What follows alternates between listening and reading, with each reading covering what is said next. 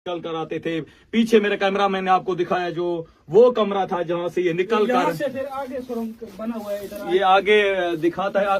ये दूसरा सुरंग है, ये एक है, आगे दूसरा सुरंग ये है। मेरा कैमरा मैंने आपको दिखाए। हम जा रहे हैं इंशाल्लाह, आपको जितना पूरा सुरंग है वो आपको दिखाएंगे। ये यहाँ से ये है वो, यहाँ से बाहर निकलते थे। ये मेरा कैमरा मैंने आपको दिखाया, वहां से आते थे, यहाँ से निकलते थे, यहाँ से फायरिंग करके यहाँ से फायरिंग करके पीछे मुड़ जाते थे। यहाँ से भागने का अगर सोचते तो यहाँ से आते। अगर भागने का सोचते थे तो तारिक भाई बताते हैं कि यहाँ से निकल जाते थे बाहर।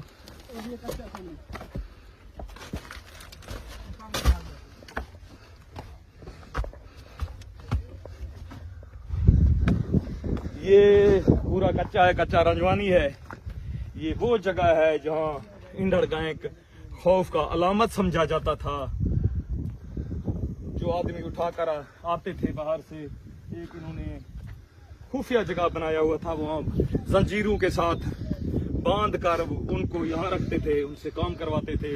ये परली तरफ वो मेरा कैमरा मैंने आपको दिखाया, उनका मोर्चा बना हुआ है। एक पाकिस्तान का झंडा है, दूसरा है पंजाब पुलिस का। मजीद इसी हवाले से तारिक भाई मेरे साथ मौजूद हैं, इन पे भी काफी एफआईआर थे। तारिक भाई से बात करेंगे। अस्सलाम वालेकुम। वालेकुम अस्सलाम। तारिक भाई क्या हाल है? ठीक हो? ठीक अल्हम्दुलिल्लाह। आपका बहुत शुक्रिया, आपने हमें दिखाया है। तारिक भाई अभी जो ये खात्मा हो गया इंडर गैंग का, कितने गैंग यहाँ रहते थे? यहाँ पर सर तकरीबन 10 से 12 गैंग रहते थे।